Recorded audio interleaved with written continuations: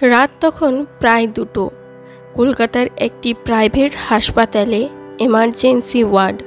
হঠাৎ এক মহিলা দৌড়ে আসে।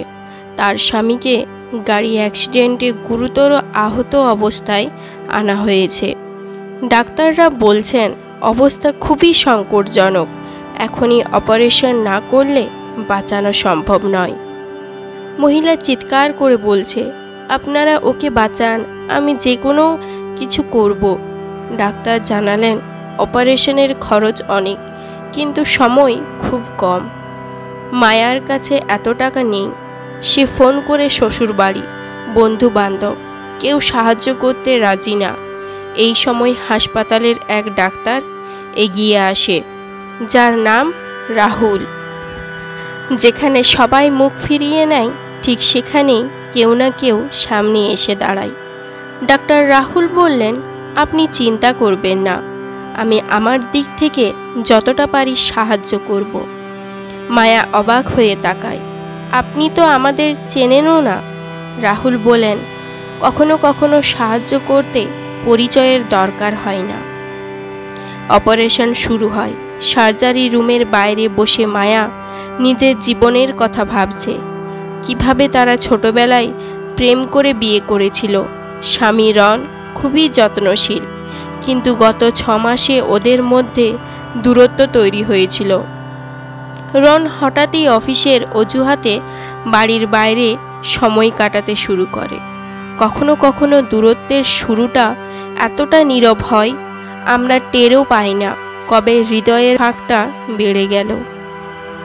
ডাক্তাররা জানালেন অপারেশন সফল হয়েছে, কিন্তু রন এখনও কোমায় আছে। মায়ার চোখে জল। সে বিছানার পাশে বসে বলে, তুমি ফিরে এসো, আমাদের এখনও অনেক কথা বাকি। হাসপাতালের করিডোরে হঠাৎ একজন মহিলা আসে, খুবই স্মার্ট, কড়া চোখে তাকিয়ে। সে সোজা রনের রুমে ঢুকে পড়ে। মায়া চমকে ওঠে, আপনি কে? মহিলা ঠান্ডা গলায় বলে, আমি রনের অফিসের পার্টনার, আমি কিছু কথা বলতে এসেছি। মায়া জানতে পারে গত কয়েক মাসে রন কোম্পানির বড় অঙ্কের টাকা কোথায় যেন সরিয়েছে।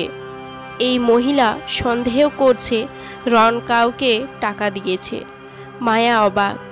সে বলে, ও এমন কিছু করতে পারে না। মহিলা একটা ডকুমেন্ট বের করে বলে, এটা রনের সাইন করা কনফিডেন্সিয়াল পেপার। মায়া রনের ব্যাগ খুঁজতে গিয়ে একটা পেন ড্রাইভ পায়। ডক্টর রাহুলের সাহায্যে সেটা খুলে দেখে। তাতে ব্যাংক ট্রান্সফার, কয়েকটা ভয়েস রেকর্ডিং আর এক অজানা নারীর ছবি। মায়া ভেঙে পড়ে। রন, তুমি আমার সাথে এমন করলে? দেখা যায় রন এক সময় দারুণ খুশিতে ছিল, কিন্তু কিছু একটা চাপে পড়ে টাকা এক অপরিচিত গ্রুপকে দিতে বাধ্য হয়েছিল। সে কাউকে কিছু বলেনি, কারণ সেটা বললে মায়া বিপদে পড়ত। মায়া নীলাকে সব দেখায়। নীলা বলে, আমাদের কোম্পানির কেউ ওর পেছনে লেগেছিল, কিন্তু আমি জানতাম ওর চোখে ভয় আছে, লোভ নয়। ওরা ঠিক করে এই সত্যটা বের করতে হবে। রাহুল, মায়া আর নীলা তিনজনে মিলে ফাইনাল ঘাঁটতে ঘাঁটতে একটা বড় সিন্ডিকেটের খোঁজ পায়। হাসপাতালের ভেতর থেকেই টাকা পাচার হতো, আর রন সেটা ফাঁস করতে গিয়ে ফাঁদে পড়ে। ওরা পুলিশের কাছে যায়। পুলিশের সাথে মিলে প্রমাণ সংগ্রহ হয়। অবশেষে দোষীরা ধরা পড়ে।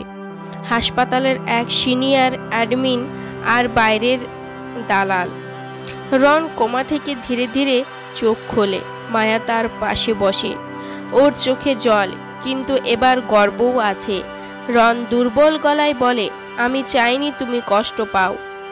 সব দোষী ধরা পড়ে। রন আবার অফিসে ফিরে যায়। নীলা ও মায়ার সাথে মিলে নতুন করে কাজ শুরু করে। রাহুলও তাদের পরিবারের মতো হয়ে যায়। জীবনে সব গল্প সিনেমার মতো হয় না, কিন্তু সত্যের জোরে প্রতিটা অন্ধকারেরও একদিন শেষ হয়। বিশ্বাস হারিও না। গল্পটা যদি আপনার মন ছুঁয়ে যায় তাহলে একটা লাইক আর চ্যানেলটিকে সাবস্ক্রাইব করতে ভুলবেন না।